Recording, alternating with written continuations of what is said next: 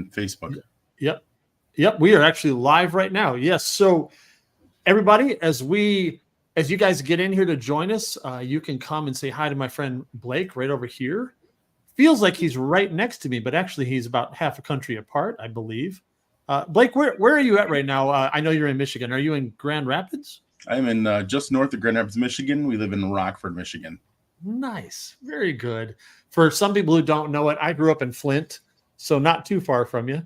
Not far at all. It was a little better shape as far as the town's concerned when I was there, but that's okay. I grew up there until I was 15, and I'm 55 now, so it's been a minute since I've been there, but I have not been back. So you're just another reason why I need to make a trip, man. I got to go to the big house, and I got to go see my friend Blake.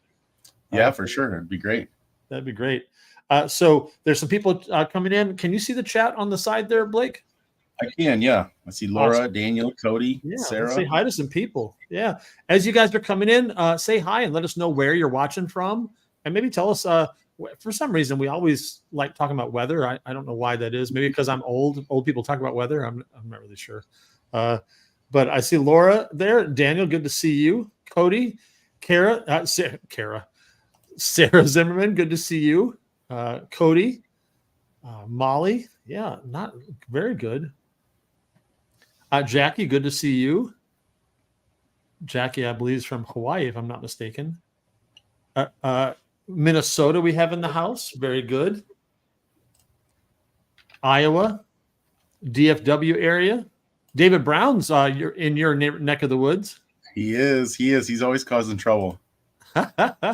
That's great. In fact, both of you guys reasons I should come up to Michigan for sure. Yeah.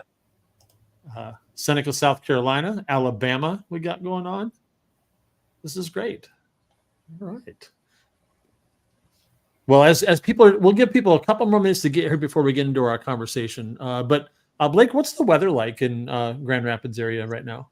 This is actually, I think, mine and Molly's both of our favorite weather right now. You know, you'll get like a 74 in midday, and then at night, we're talking tonight, I think it's going to be like 58 degrees. We open the windows up, let that cool air in. Yes. It's like, I'd say hoodie weather. Oh, that's great. I love that. Man, in fact, I wasn't sure where you were going with that when you said 58, and I thought, man, open my windows, and then you said it. So, and I don't know if you guys do this, but my wife and I, we love camping. We're glampers for sure anymore. We've got a travel trailer we enjoy, and it is way too hot right now in Oklahoma to go, but it's coming. It's coming soon.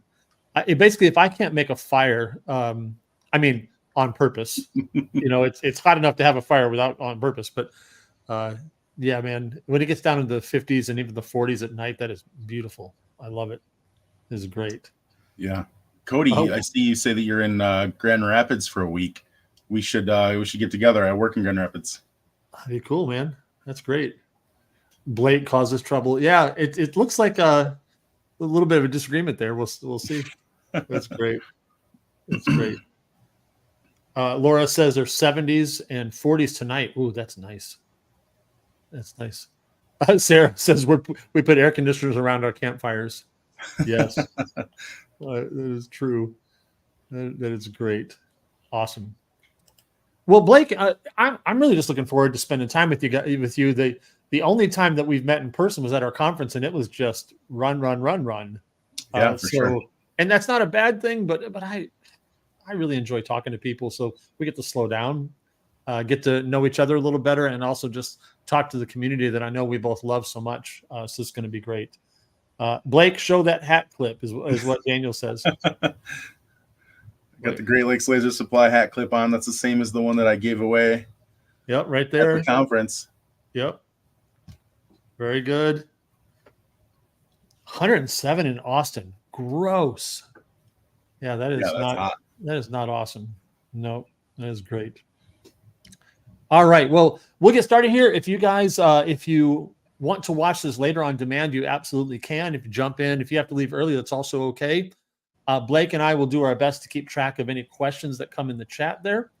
And if you watch this on demand later and you have any questions for Blake, I will do my best to make sure that he sees them and can answer them. and we will take care of the community as best we can. So let's start with this. Blake, when did your journey with lasers start? How did you get into this crazy community? Well, that's a good question. And first, I would say it's Molly's fault. Oh, So yeah. she had a pretty successful thing going on with leatherette earrings that she was doing with her Cricut. And she was selling them even to boutiques by the hundreds. And she wanted to get a laser to be able to make wooden earrings. And so, of course, just like everyone else around that time, she said, hey, I want to get a Glowforge. So I started on that journey. How long ago was that? That was 3 years ago, a little over 3 years ago. Okay. And so then, I'm researching and I'm seeing like good and bad and the size and a lot of different things. And I'm like, you know what, we're going to go bigger, and we're going to, not regret buying something so small. So we bought straight from a manufacturer in China, and we've been running that laser hard for the 3 years now. Wow, that's great. That is cool. And so she was making leather earrings, right? When she started? Yep. And I assume you started doing that with the Glowforge, yeah? And then what other things did you start making after you got that? Well, earrings and ornaments. I mean, we were very successful. We hit the craft shows hard, and we paid for our laser very, very quickly. And then one thing that I really noticed at craft shows is that there was nothing for guys. All these guys were getting dragged around by their wives, and there was nothing for them to look at. No, and don't get me wrong, there's a couple of games or a couple of different things that might be there, but primarily, there wasn't a lot for them. So yeah, I said, Molly, we got to start adding some guy stuff to what we have here, and maybe it could help with sales. So sure enough, the more we grew that guy table of different things, we blew up. It was huge. And what kinds of things, like early on, did you start with? I know maybe you still have some of them today, but yeah, wallets were a big one. Ammo cans. I always try to have something attention getting. Kind of like, I'm sure you saw our hat wall at the conference. I did. I try to have something that catches people's eye. So I will stack those ammo cans, a pyramid on the edge of the table, so that the guys will walk by and they get whiplash because they're like, oh, something I can check out. Yeah. Wallets, ammo cans, belts, just lots of some games. We make a little mini cornhole game that was a good hit. Yeah, that's great. That's really cool. And of course, I know that the hat clips are something that's really popular. I think they're really cool. I think they're great. I love that. So you started doing that at some craft shows. Mm-hmm. And then when did Great Lakes Laser Supply, tell me how you got from there to where you are now? Yeah, that's a really good question. I noticed an opportunity with other people kind of having the same issue, whether they were saying that, they felt like earring sales were down, or whatever, the cutting boards or the things that they made were kind of slow. I would just teach people, hey, we've had success trying some new things, kind of targeting guys at craft shows, and it's been a pretty big hit. So, then people would want to buy some wallets. We had a pretty good inventory on hand. So then we started, selling some of those things, and it'd be confusing because they would go to our website for our other company, and they'd say, well, I see you got a wallet that I just paid $40 for $12. Yeah. Well, I want the $12 wallet, Yeah.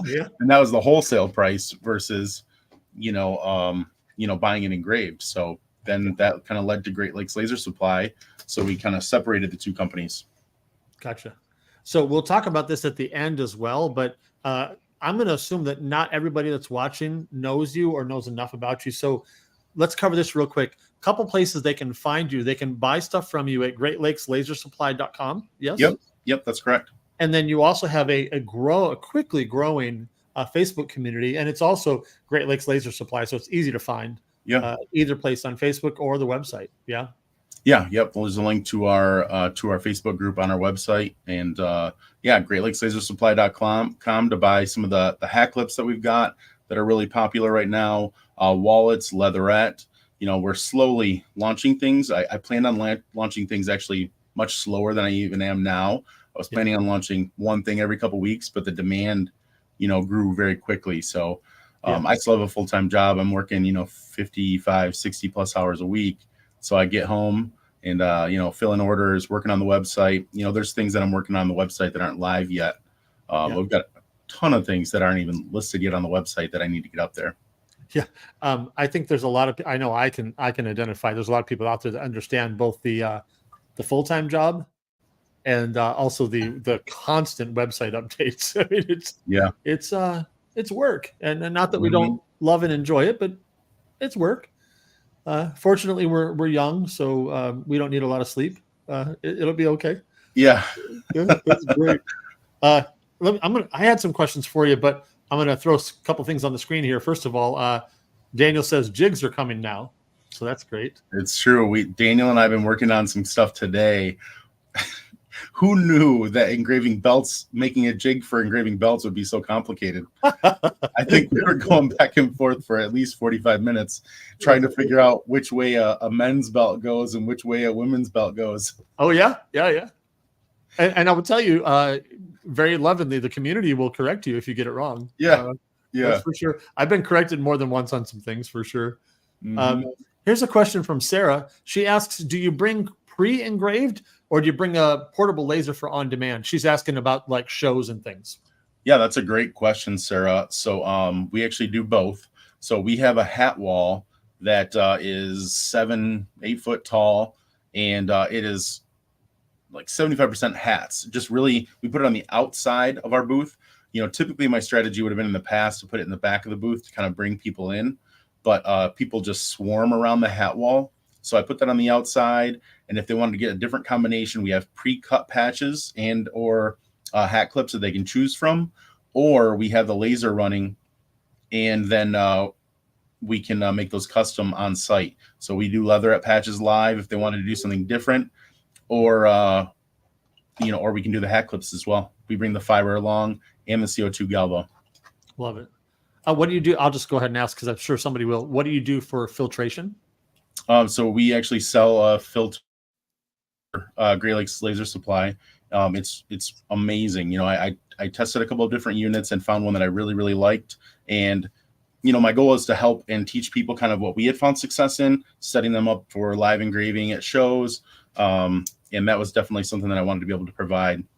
That's one in the Michigan group. His name's Chris. He was doing an event for some kids. He didn't have PPE or a filtration system, and he was going to engrave at a school. I'm like, you know what, Chris, come by work. I'll bring all that stuff. And so I loaded him up, and it was just cool to see those pictures of him being able to, I don't know what he would have done if he wouldn't have had the filtration system, in the school and not having the PPE, but it was pretty awesome to be able to help him out. I just, one of the things I appreciate about you just from the first time I talked to you is honestly, we have a shared love for the community, and it's really obvious, and I appreciate that. And I just want to kind of call you out on that. I appreciate that a lot. Tracy says, my man, Blake Sanborn. That's great. What's up, Tracy? That's great. I love it. Tracy's in Grand Rapids too. That's great. Victor says, I need to look into another filter. They are pretty nice. And and I want to make everything affordable too. I know everybody's first question when you talk about a filtration system is, oh, how much are the filters? So I made sure that it was something where, I could also provide those filters at a reasonable cost too. Yeah, that's great. Yeah. Well, keep those questions coming for Blake. So as we're talking about your, how you got started, how you got to where you are now, this is a wide open question, so you can go anywhere you want with it. When you think about people that you interact with in the community, what are some of the common questions or struggles that people have that you feel like you can speak to? I know that there's a lot of things that take a long conversation to answer, but are there any kind of tips you can give people just here in our chat for a few minutes that you see that people struggle with? It's wide open. I would say one of the number one things that people seem to struggle with is kind of like a getting started. Where do I start? What do I make? And who do I sell to? So I try to help with one part of that equation, which is, who to sell to. I feel like most people, whether they realize it or not, are already embedded in a community where they can sell something that they could be, lasering. So instead of saying, oh, hats, I can make hats. And then where are you going to sell the hats? I don't know. Or, they see the shiny things that are everybody's posting in the different groups, and they want to try something new, but then they got to try to figure out where to sell it. So I try to have a deep dive conversation about where are they already involved. Are they involved in schools? If they're involved in schools, then I try to have them work with the schools, get permission to use their logo, and do fundraiser types of things. Those were very, very successful for Molly. Working with schools, making school logoed earrings and ornaments. The kids could make more money selling our earrings and ornaments than they could from selling like the boxes of candy bars. They basically made $5-10 off of that box of candy bars, where we let price the earrings and ornaments so they can make $5 for every single one they sell. That's great, man. Yeah. I really love how you said that too, because that is something I bump into a lot. Is people will grab a product. I'm just kind of repeating what you started with.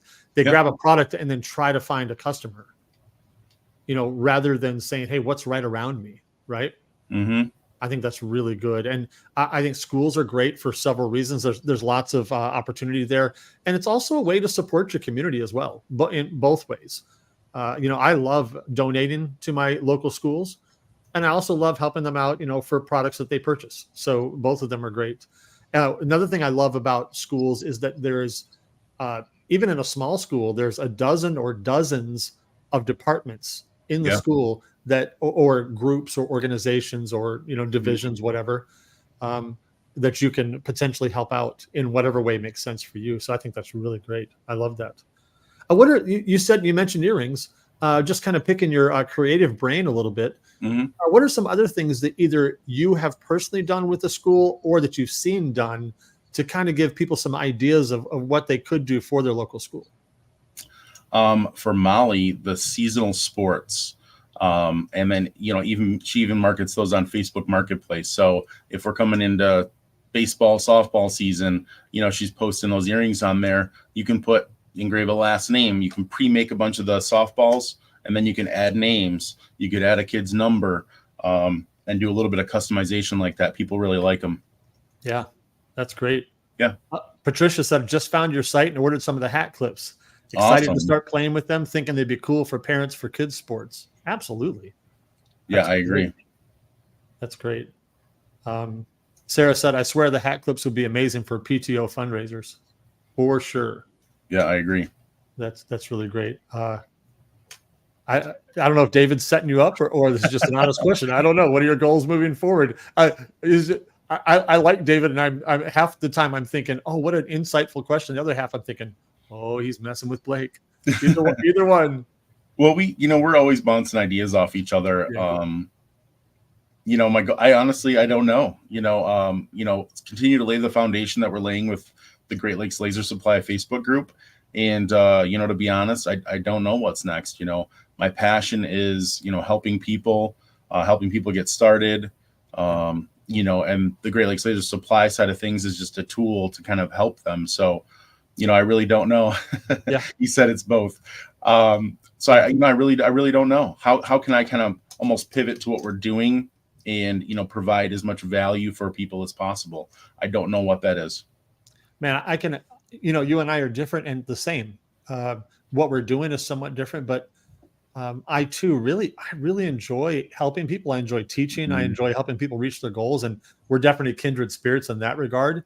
And I might have the similar answer as yours. I have several things that I am planning to do, but they all kind of revolve around helping the community, teaching, helping people reach their goals.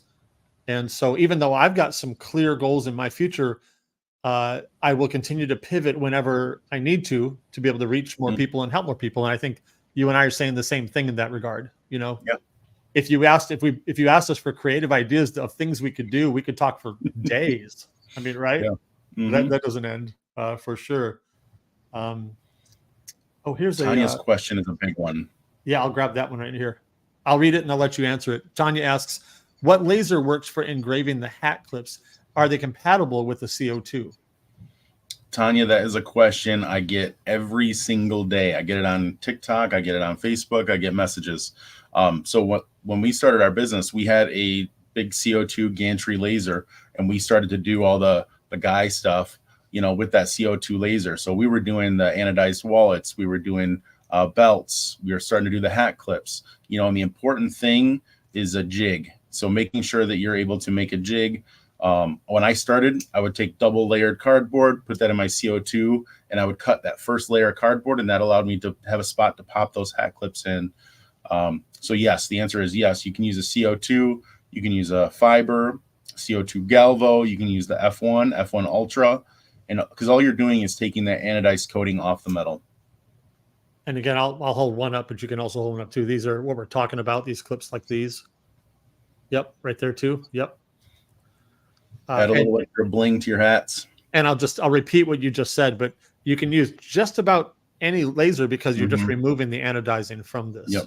I did not mention diodes. You can use a diode as well. Okay, very good. And of course, Tina said this, but you just said it too, wrong one, sorry. Now a jig for hat clips. Yes, absolutely. And that is coming soon, thanks to Daniel. Awesome. Now, I don't know if there's something behind this. I'll just put it on here and see what you say. Tracy says, Blake, tell your story, your dreams when you were a kid. I don't know if that's a story that Tracy knows or not. It is. I assume I told Tracy. I mean, I tell people a lot. I would think an odd kid in the sense.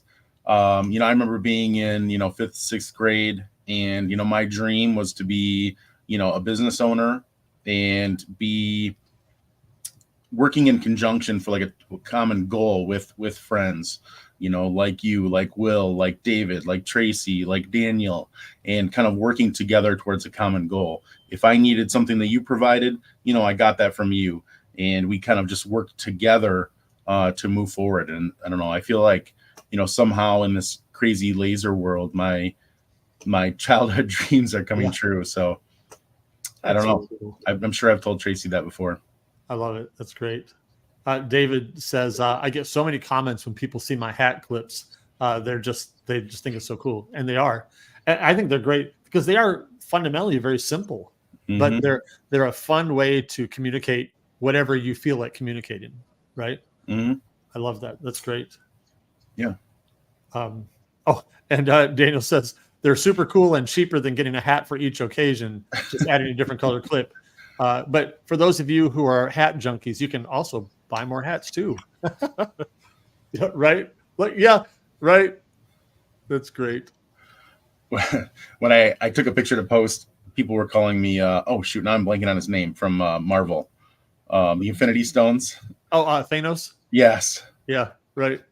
That's great. I love it. I just hope that I get to survive. If you're gonna dust 50% of us, I hope I can stick around. Blink away. That's great. So you talked about jigs, which there's a lot of places you can get them, and Daniel's a great resource for those, and you're gonna be able to get some from Great Lakes as well.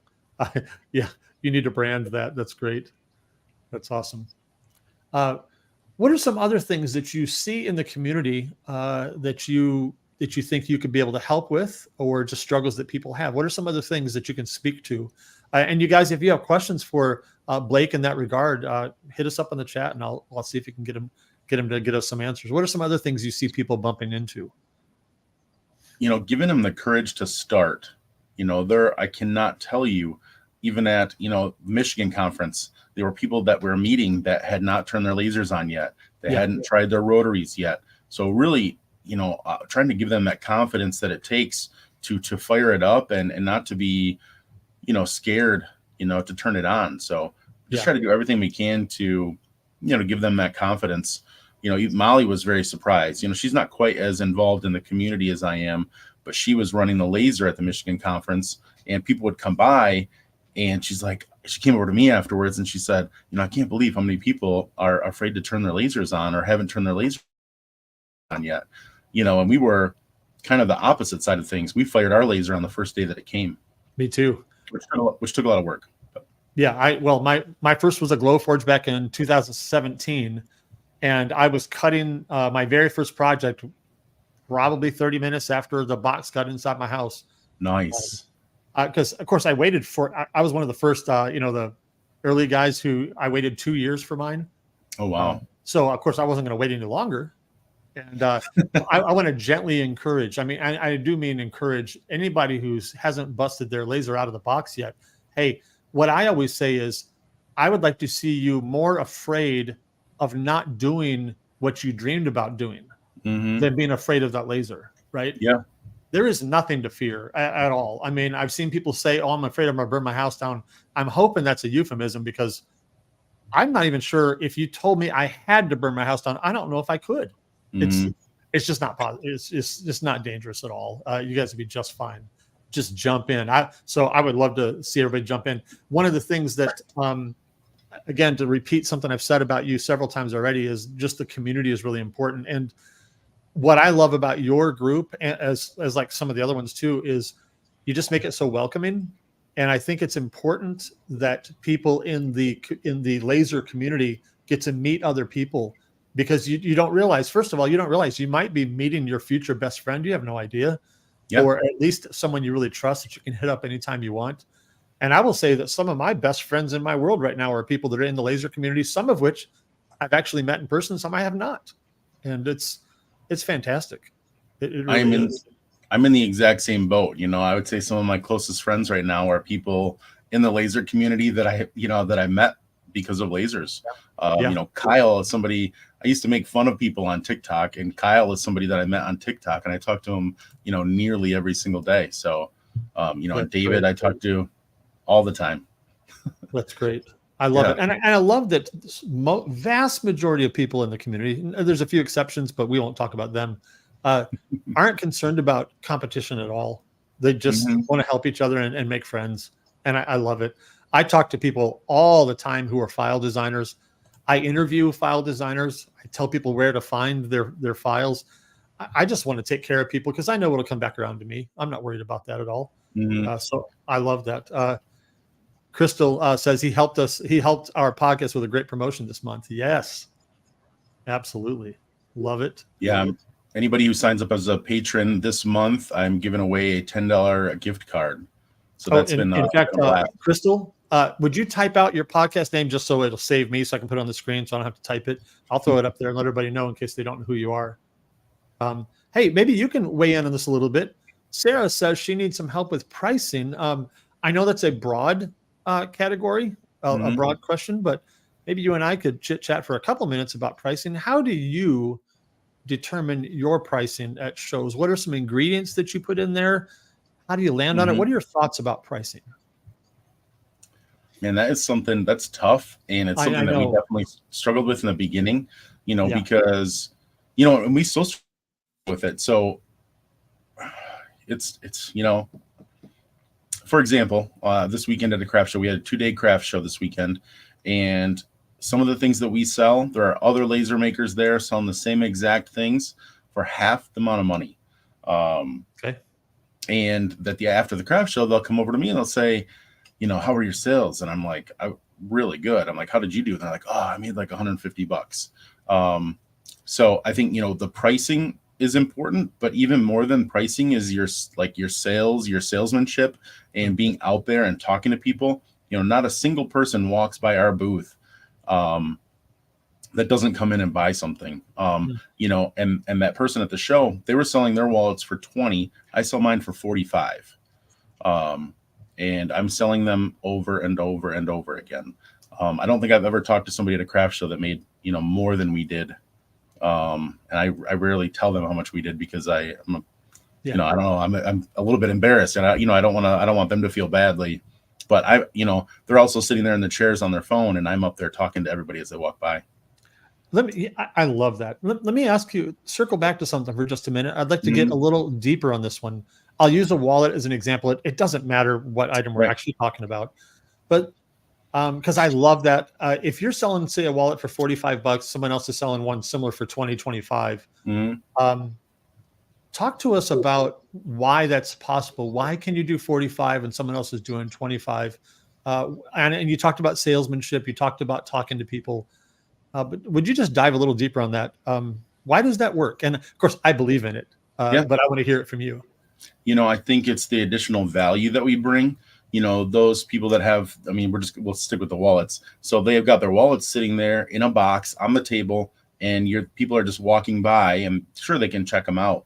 But at ours, I've got 80 wallets laying out. I've got test cards laying out. Somebody walks by and their kids are like, "Oh, don't touch those. Check them out. Get hands on. Pick them up." So I'm like handing people wallets with test credit cards in them, so they're getting hands on. They're feeling it. They're seeing how it works. If somebody's like, "I don't think all my credit cards will fit," I'll challenge you. Go ahead and see if all your credit cards will fit. And 90% of the time, they put all their stuff in there. They're not taking it out. They're buying the wallet. I love it. So there's a story that if Will is still in the chat, he will be able to finish this story, but Will don't, because he's heard this story so many times. And it kind of reminds me of what you're saying in an interesting way, because it's, the only time I've interacted with you so far in person was at the conference. And even though you were sweating your behind off, putting your booth together, but I picked up that friendliness that is you, even though you're busy. Mm-hmm. And I can only imagine how much more that comes out when you don't have something else to do, But I noticed that you still engaged with me, even though you were busy. Mm-hmm. And I think that really goes a long way. And the story I was going to tell was when I used to work in a local mall here back before most of our viewers were born, probably. But I would come down and eat in the food court like a lot of people do when you're working in the mall, right? And I'd walk by Chick-fil-A every day, and there was a guy named Paul who owned that Chick-fil-A, and he got to know me pretty quick by name because he'd talk to me instead of just being in his office somewhere. He'd always be out talking to people. He was the store owner, but he would do things that nobody else did. He would walk around the food court and he would look for Chick-fil-A cups. And when he find me, he'd say, "Hey, can I get you a refill?" This is the owner walking out in the food court and saying, "No, I'll bring your drink right back." Nobody's doing that, but he was. Mm-hmm. And he got to know my name, and because I ate there a lot. But here's the funny story: is if I was working, of course, not 7 days a week because Chick-fil-A is not open on Sunday, but 6 days a week, I didn't choose to eat there every day because I don't want to eat chicken every day. But the days that I didn't, I would be walking through the food court, heading to like Taco Bell, for example.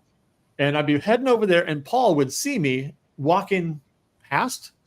And I remember one day I was standing in front of Taco Bell looking at the menu, and the guy was standing in front of me waiting for me to order. And Paul goes, "Mark!" yells across the food court.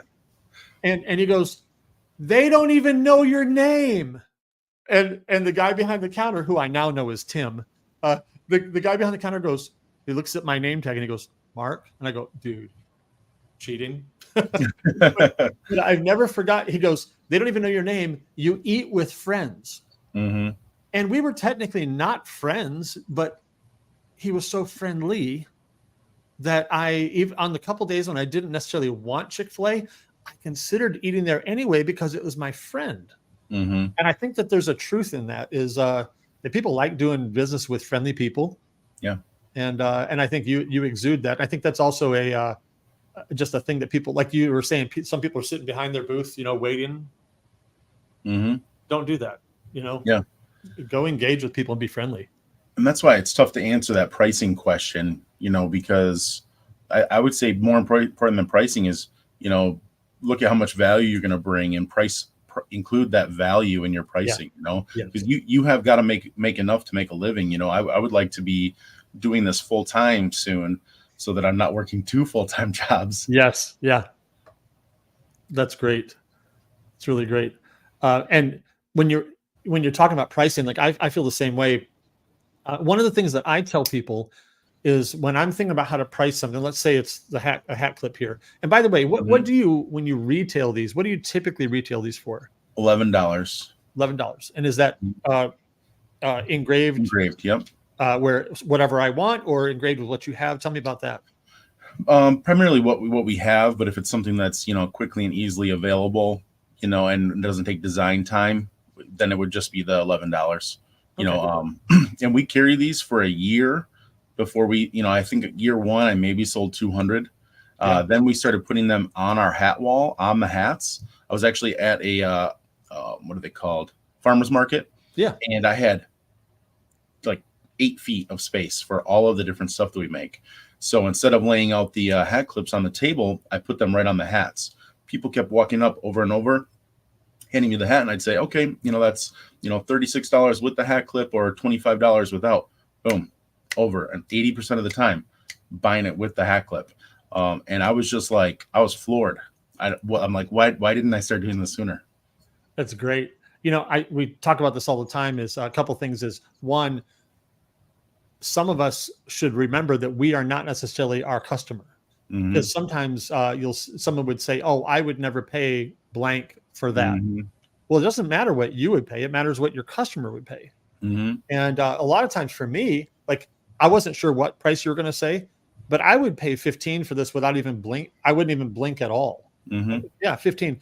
20 would probably be high for me, but I would pay 15 without even thinking about it at all. And especially, and this, if it says the right thing on it,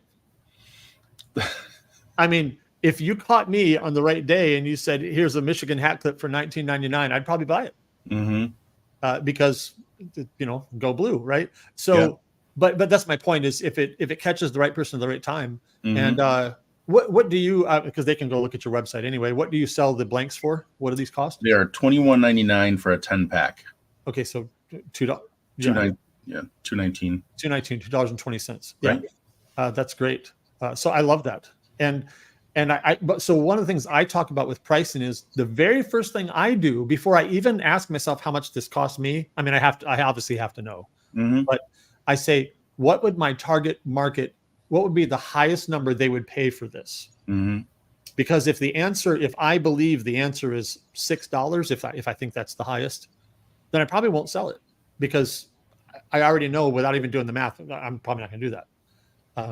But I first ask, what's the highest that my target market will pay? And then I work backwards, rather than saying it cost me this and now I got to charge that. Because sometimes, and I'm sorry, I'm rambling so much about pricing here, but not at all. Sometimes I think pricing calculators are helpful, and sometimes I think they're really distracting, because if something says like, I don't know, your numbers times 3, it could lead you to sell something for $8 when you should be selling it for 30. Yeah. Well, I just got one more thing. You reminded me of something that I do that I learned from, I want to say, Alex Hermosi on YouTube. But so one thing that he suggested that I started doing a long time ago, I think without realizing it, is having 3 different prices of something. So in that I would say that is probably the number one reason why I'm able to sell those wallets for $45. I have 3 different wallets. They all cost me within $3 to $4 of each other, and that's the same price I pass on with blanks. But I sell them for $30, $40, and $45. So you always want to price your mid-range closer to whichever one you'd like to sell the most of. So if you put the mid-range closer to your bottom price, you'll sell more mid-range. If you put it closer to the top, then people are like, well, if I'm going to spend 40, I might as well spend 45 and get the best wallet that he has. So, and that's, I would say, the number one reason why we sell the most of that $45 wallet. I love that. And what you said earlier, when you said somebody pull a hat off the wall and it was 36 with the hat clip, you can almost not even do the second part of the sentence. Go, oh yeah, I'll take it. I'm not even really doing the math on what the clip actually cost me. I'm just saying, do I think this is worth it? Yes, I do. I'll buy it. Yeah. That's really great.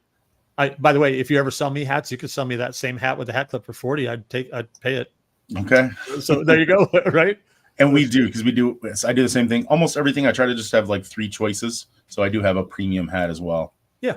That's great. Yeah. Debbie says the blue ones are sold out. Do you have those coming in soon?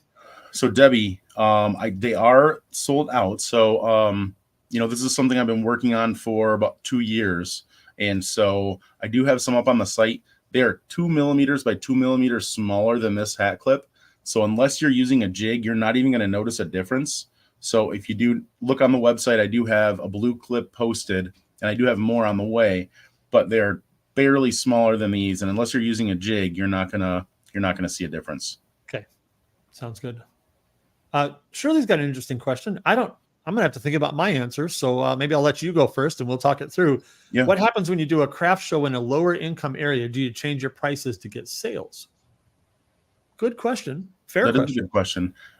So we do have some different things that we'll do. I wish I had some right here to show you guys. So kind of a scrap buster for us are stud earrings. So we will fill every square inch of 1/8 inch wood when we cut it with stud earrings. And if it's a slow craft show or in a lower income area, I will draw people into the booth with free stud earrings. So we have unpainted studs that that are in our booth, and they can come in and pick a free pair out. And then people are walking out of our booth having spent $80 saying, I don't know how you're giving away these stud earrings.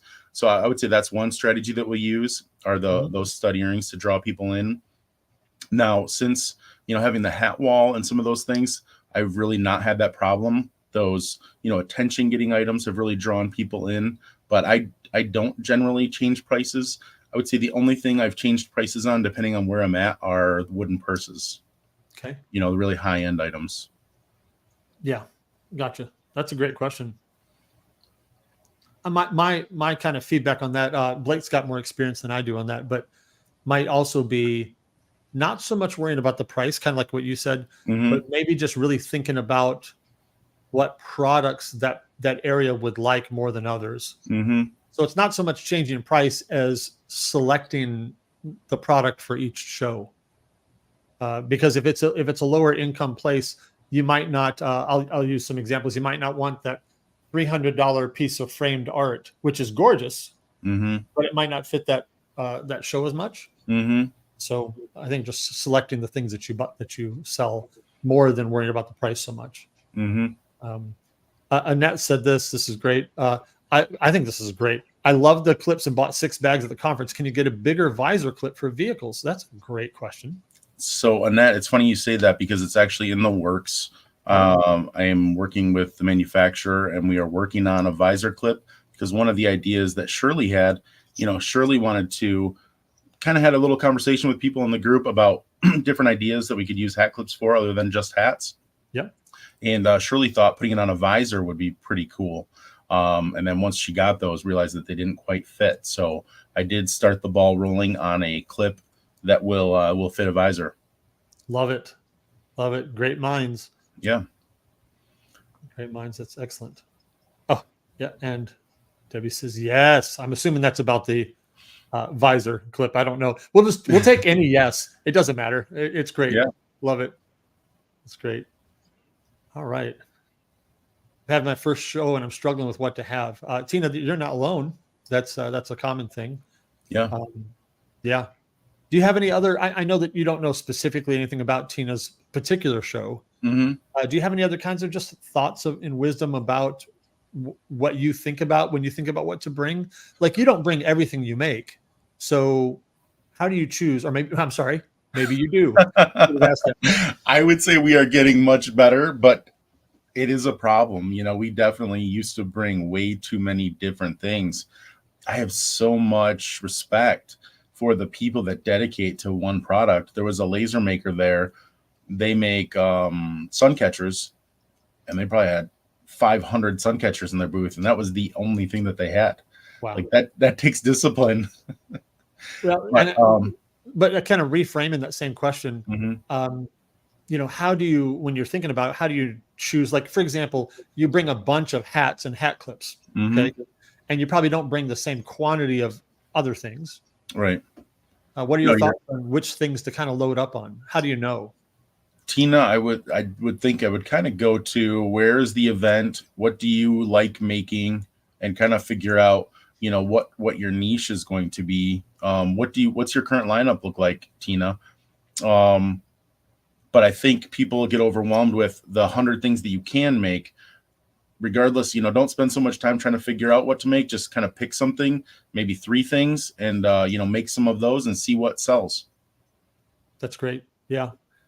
My thoughts are it's a combination between what am I really good at? Like, what products do I knock out of the park? And which one of those things that I'm really good at would fit to this audience, right? Yeah. Because every now and again, when you start asking questions, you realize, hey, this thing over here, it's not your strongest product. And sometimes that's okay. Like if everything is an A grade, but like one's an A+ and one's an A-, that's fine. But if you honestly just to yourself, you realize that that's like a low B as far as quality for me. Yeah. Maybe don't bring that one. Right. Yeah. Same thing with file sellers. I mean, I have well over 500 designs, and I'll be honest, they're not all killer. We have quite a few killer ones, but they're not all. And then honestly, the killer ones are not killer for everybody. Yeah, exactly. So, yeah. Great comments here. Let me catch up with some. Great question from Corey. How long do you hang on to a product before you decide to discount it and move it to avoid inventory gridlock? Man, that's a good question. That's a really good I'm expecting you to have some good wisdom on this. It is something that we struggle with. I think we typically will hang on to something too long, but we're also not afraid to discount it to move it faster. Even a wallet design, we do a hippie festival every year.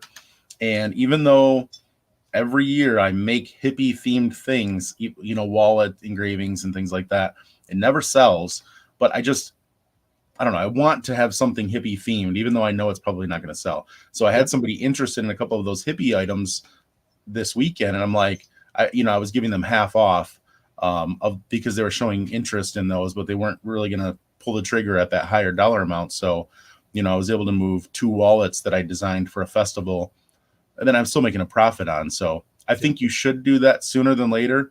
But it is something that we struggle with. Sure.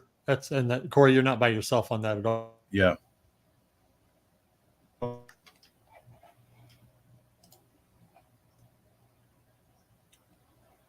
Uh-oh.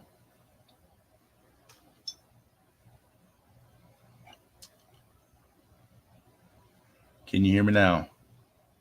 Need to. There you are. Sweet. Sometimes the reason to move things is for you, and sometimes it's for the customer. And sometimes there are times in seasons in life where I got to move it because I need some cash flow. Sometimes I got to move it because I need inventory space. Right. Yeah. So you just got to know which one's best for you. Molly, man, who is this Molly? She's got some good insight. I don't know. I think you'll sell the most of what you're passionate about. Absolutely. I agree with that. So if you have something that you love making, you love the finished product, that will show the most and people will want to buy it from you. Yeah, I totally agree with that. I really do. I told her that. Taking credit. That's great. Not really. But I'm trying to read. There's quite a few comments I'm trying to catch up with. Here, I'll just read it here. Net says, Tina, find out from the organizers who's coming. For an example, if there's already 2 hat bars, then change it up. That's great advice. Do ornaments and beanies with leather patches for adults and children. So I think that's a good point. Is there going to be a lot of something already there?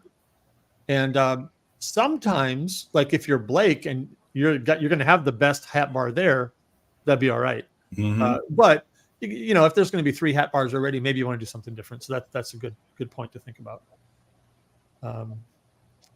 Shirley asks, how soon do you start Christmas ornaments? Now, Shirley, I assume you mean start selling, or do you mean start like preparing and making them? Year 1, we only sold them at Christmas time. And then the summer of year 2, we brought them out like June, July to craft shows. And we had a surprisingly, good amount of sales. We've got a pretty cool ornament that we do. It's a spiral ornament. That is very cool. Cut from flat, 1/8 inch. And then you stretch it out. These were selling very well in the summer even. And then again, that Christmas. Now these are not selling as well. Not sure why. I think they're just as cool. But yeah, we used to just still make them during the holiday season, but we would sell them year round. That's great. Several people were mentioning also that packaging matters, and presentation. I'll add that word as well. That's absolutely true. Packaging is huge. That's great. Yes, Victor says, don't make 100 of something you hate to make. I think we've all been there, or maybe are there now, is sometimes we go through seasons where we have to do something because we have to. And that's okay. We've all been there. But as soon as you can not have to, that's also great, right? Yeah. I've definitely made money on things I don't enjoy, but I needed to. So that's okay, but we'll move on from that as soon as we can. Oh, in fact, two people. Lynn says she's tying ribbon on ornaments right now, so that's great. And Annette says, "I need that ornament." So that's really great. Debbie says, "Bringing them to all my fall shows." That's really good. It's great. Man, oh my goodness, time has moved fast. I just saw the clock. Holy cow, this is great. So we'll do it. I'll do it one more time here in just a couple minutes. But if you guys got here late, this is Blake Sanborn from Great Lakes Laser Supply. By the way, Blake, I don't know if you've seen a bunch of our lives or not, but me and Will always try to point the right direction because it's backwards from where you think it should be. Oh. So if you try to point at me, you got to point. Nope. Oh. See? Right. It's so that's kind of our little game, is trying to point at each other like Brady Bunch. Nobody's old enough to know who Brady Bunch is. But, I do. Yeah, that's right. That's great. But GreatLakesLaserSupply.com, or you can also find his Facebook group, and you definitely want to join that group if you aren't in there already.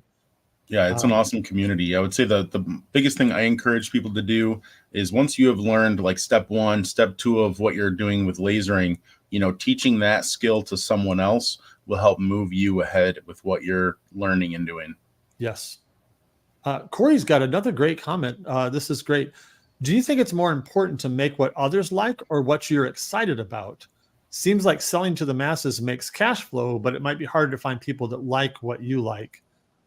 I have some thoughts there too, but what are your thoughts on that, Blake? I mean, I would say a combination of both. What are you passionate about? What do you like? Kind of circling back to what Molly said, because your passion ultimately is what's going to sell that thing. My excitement for the hat clips and the hat wall and wallets and everything, I'm sure, is what helps sell all those things. Yeah. Now, if they weren't selling, even with all my enthusiasm, I would pivot to something, I would find something that they did like that, that I could sell. Just to kind of piggyback on that is if you really love something, I'll use, let's say, tabletop gaming, because that's a very strong niche, but a small group compared to the population, right? But if that's something you really like, my first thing would be to encourage you to try to find a community that loves that stuff, right? So that you can actually sell the things you love. What I would probably try to encourage you to avoid is, don't take, I'm trying to think of examples. Don't take tabletop gaming stuff to a show that's Precious Moments. Yeah. That just doesn't fit, because then, of course, you will then have that experience of a table full of things that you love that nobody's buying. Because I'll also say, let's just get it out of the way. We're all doing shows to make money. And if you consistently don't make money, you're going to have to change something. Either your business is going under, you're going to have to sell something different. So I would probably do a combination of selling the things you love and also selling things that sell. And if you can find the shows or the outlets that really lean toward the things you love, that's the ideal. I do think that several people find themselves at shows that they really didn't think about the audience that was there. They just brought what they always bring. And that can make you end up in that kind of ditch there, as having the wrong things for the wrong people. Yeah. Apparently everybody's reminding me that everybody knows what the Brady Bunch is. So that's great. Yeah. Okay. And Laura brings up this. I'll bring this up just for an example. She says your dice tower is amazing, Mark. I've got a couple dice towers that some people really like. And we like it too. In fact, me and Tyler, we would do more tabletop gaming stuff. And I think we still will continue to do more. We just did this month we did a deck box for like Magic the Gathering cards. And so some of you have seen that, some of you haven't. But we know that several people like that, and other people have no idea what that is. But we do enjoy making that kind of thing. But my point about the dice tower is that that's not for everybody, and we get that. We have an elvish dice tower. It looks like an elven tower. It's really cool. But a lot of people say, "What's a dice tower?" So you got to know your groups. Excellent. We were in front of a game, like a tabletop game place this weekend. And I've always wanted to work with them. That's great to know that you have that file, because I need to make one for them. And hey, twist our arm if you'd like us to make something else. We totally will, because we, you know this. Even though we do different things, sometimes you sell things that you're not crazy jazzed about. It's okay, but it's part of the deal. And we design things that we're not super excited about, and then occasionally we get to really chase our nerdy heart and do something we love. So what's your favorite thing to design? Oh, okay. So that's a good question. I know that Tyler, my great designer that works with me, he's amazing. He loves tabletop anything, so that's great. I don't actually play any, but I love that community. So I enjoy any kind of nerdy stuff like that. If it's a dice box, if it's something to roll dice with. The hilarious thing is I don't do it at all, but I still love it. So that's one of my favorite things to do. I think probably the favorite thing that we've made, we have trouble picking a favorite thing we have so many. He designed a candy dispenser that's pretty cool. Oh, did you just post a picture of that? I did. Yeah. Yep. And it was, I will give 98% of the design was him, but just figuring the internals out to make it work. I guess only the designer would really appreciate that. But it was a lot of work. And so he's super proud of that, and he should be. I'm super proud of him. That's awesome. Yeah. Oh, okay. I'll try to grab a couple more questions here, and then I want to make sure that you get a chance to talk about anything else you have on your heart here. Sarah says, you have so many files I can't remember. Do you have a file to help little kids hold their cards? I don't, but that's a good idea. I would love to make that. Sarah, would you either post in my group that or message me or something to help me remember? Because I'll totally work on that.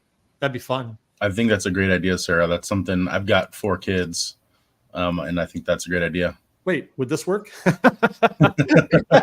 Okay, I see a collaboration. It's a card clip. That's great. And then Cody said, someone at one of the events I went to had a dice tower where people drop dice down to determine if they get a free. Oh, to show how the dice tower works. That's a good idea. Maybe Big Blue Laser Designs will have to donate a dice tower to Great Lakes. That would be fun. I would. Give me an excuse to make something to send to you. That'd be fun. Yeah. That'd be great. All right. Try to grab a couple more here. Let's see a few. Yeah, we'll take this. Man, Corey's got some great ones. What are your thoughts on people that make the same thing that you do at a show? I personally love the competition, but some people really get upset and forget it's an open market. And I'll share my thought real quick, and I'll hear yours too. Is if you're talking, there's 2 sides of that. But if you're just talking about somebody who, like, let's say they have hats, or if you're talking about a very specific design, let's say they have one of Daryl's designs, and you both have it. That's just part of the deal. I mean, it's not like you buy or make a design and you own that whole market. It's not like Blake can say, sorry, nobody else can sell hats. Sure they can. So if everywhere I go, that same person's there, either it's my job to do a better job, or if it really bothers me, to go to another show. But I just think competition's good. It doesn't bother me. It really doesn't. What about you? Yeah, I mean, I think I would agree. I will say, so with hats specifically, because I have grown such I would say a connection with a lot of people at craft shows, if I'm literally next to someone with hats, I will typically match their price on the hats, and then I will outperform them with my salesmanship. I don't want to be next to somebody, their hats are 25 and mine are 30. I will just go to 25. That's if they're right next door. If they're across the way, I'm just doing my thing, and I don't even worry. I don't let what my competition is doing bother me at all. I do what I'm doing. Right. Unless they're literally next door. Yeah. And even then, there's been times where I still might go, yeah, my personality is going to outshine yours, my finishing, my whatever. Yeah. So those are great questions. Corey said, agree, adapt to the market. Absolutely. Yeah. And Crystal kind of said this really great too. Even the same exact design is typically much different from one seller to another with color, finishes, materials, etc. Absolutely. It really is. Really is. Man, Blake, this has been so good. Oh my goodness. The time has gone fast. This is great.